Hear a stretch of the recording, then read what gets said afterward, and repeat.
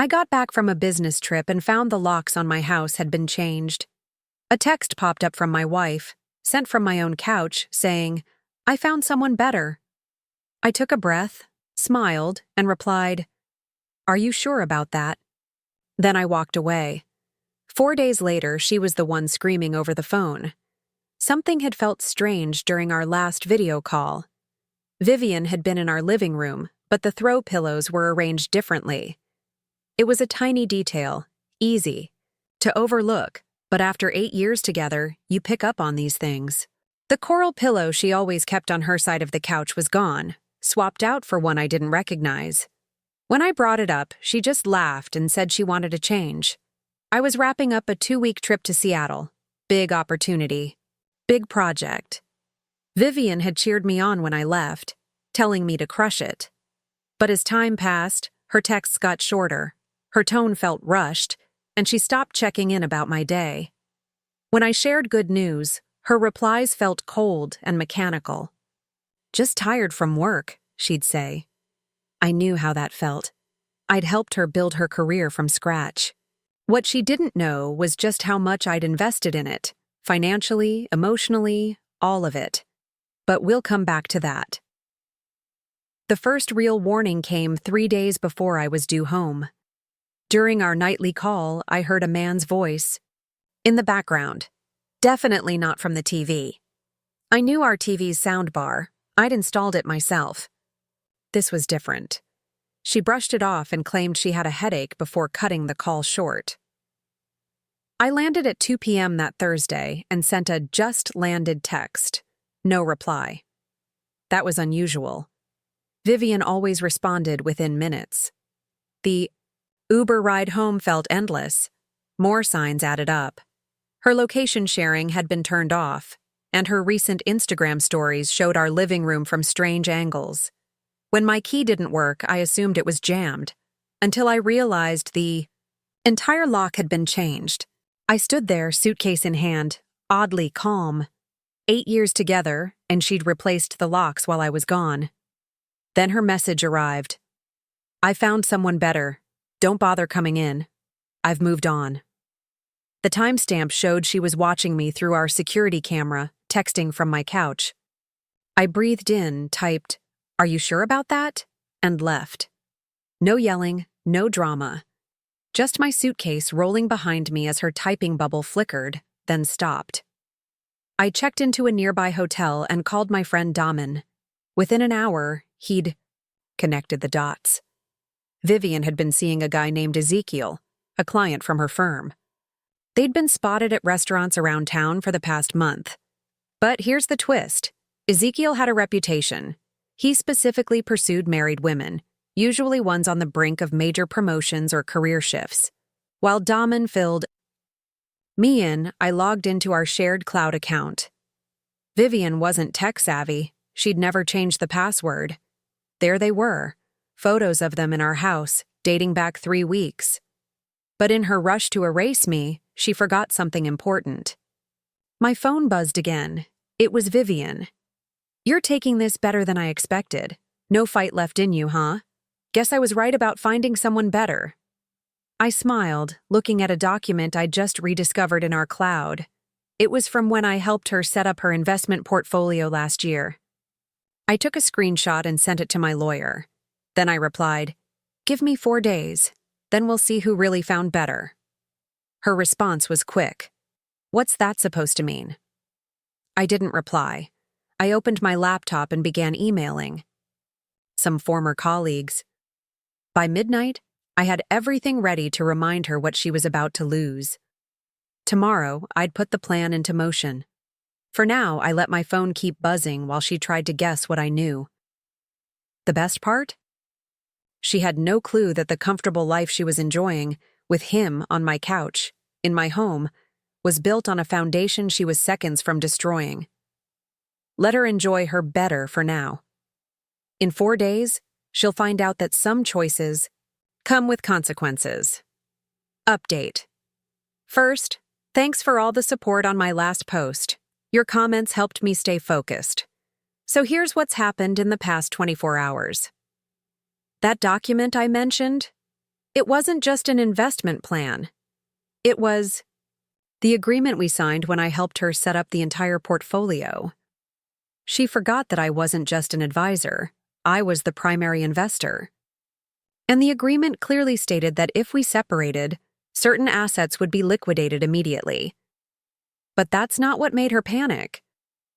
Last night, her sister Sophia called me in tears. "Hunter, I can't stay quiet anymore," she said. "Ezekiel, he's done this before, 3 times. He finds women like Vivian, uses them, then vanishes." I already knew about his pattern, but Sophia had receipts, screenshots of texts between Vivian and Ezekiel from 2 months ago. They weren't just planning their relationship, they were scheming, talking business, using intel I'd shared with Vivian about my company's next moves. There was more. Sophia admitted Vivian had asked her to hold on to some documents. She assumed it was backup work files. But when she looked, it turned out Vivian had been moving serious money, huge amounts. I thanked Sophia, hung up, and checked our joint accounts. There it was, massive purchases disguised as household expenses. Designer furniture, artwork, even a new car, all in the past month. The down payments came from our joint account. But the big money? It came from her company's expense account, the one I helped her set up years ago, where I was still listed as a financial advisor. Time to teach her what she was risking. I texted, "Just had a chat with the board about some expense reports, particularly last month's. That new couch looks amazing. Got the original receipt?" She replied instantly. "What are you talking about?" I added. Also, Ezekiel's history with Carson and Mills was enlightening. 3 settlements in 2 years. Impressive. She started typing, then stopped. Then, "Hunter, we need to talk." I answered, "We will, after my ethics committee meeting tomorrow." That triggered her real panic. "What meeting? Please, let's talk first." I ignored it. I forwarded Sophia's screenshots to my lawyer, drafted a detailed email to the board, and saved it as insurance. Daman dropped by with takeout and a USB drive. "You won't believe this," he said. Turns out Ezekiel had been recording his conversations with Vivian, not just flirtation, but full-on strategy meetings about clients and company intel. "He's using her," Daman said, "and she's too deep in to notice." My phone didn't stop buzzing. Vivian had shifted from panic to bargaining. "Whatever you think, it's not what it looks like. Don't make a mistake. The board doesn't need to know everything. Let's talk this through." Her final message got my attention. "We can work this out. Just please don't send anything." I smiled and sent one last message. "Check your email in 10. Focus on the attachment dated March 15th. That was the day she signed our partnership agreement, the one she never read properly, the one that gave me major control over the company's financial decisions. Right now, as I write this, my phone won't stop ringing. Ezekiel's vanished from her socials. That fancy designer couch she bragged about, the one she bought with company money and flaunted in photos, suddenly doesn't seem like such a good investment. The listing goes live tomorrow morning. I mentioned a meeting earlier, not with the ethics committee. That was just to shake her.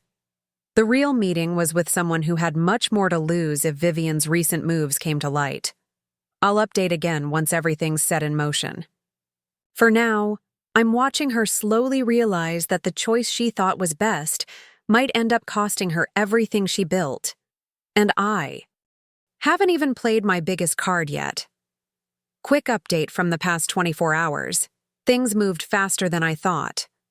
Remember the meeting? It wasn't just about Vivian's expense reports. It was something much bigger. When I helped her land that role 5 years ago, I didn't just make introductions. I invested heavily, under a holding company name she never even looked into. She was so caught up in her new role, she didn't read the fine print. She just signed where I pointed, focused on her new office, not the paperwork. This morning, I walked into the boardroom with every receipt, every recorded call, every sketchy transaction from the past few months. But I didn't share any of it. I just put my shareholder voting rights on the table. The chairman looked stunned. You're the silent partner behind Morgan Holdings? I nodded. And I'm concerned about recent decisions from certain execs. That's when my phone buzzed. Olivia, my colleague who's been monitoring things, texted. Ezekiel just stormed out of Vivian's office. He's furious. She's in tears. Turns out, Ezekiel had his own meeting. His old employer's legal team. They were curious about confidential info that somehow reached their competition. Info that matched the dates of his dinner meetings with Vivian. I stayed in the boardroom just 47 minutes. Enough time to raise concerns, suggest a deep audit of executive expenses, and let news of my involvement reach Vivian. Her messages flooded in. How long have you owned shares? Why didn't you tell me? Hunter, can we talk? You're going to ruin everything I've built. I only replied to the last one. No, you did that yourself. Check your email. The email had 2 attachments, screenshots of her chats with Ezekiel about confidential data and the partnership contract she signed 5 years ago. The one with a specific clause on ethics violations. Next came a call from Sophia. Ezekiel just dumped Vivian, said she's too risky.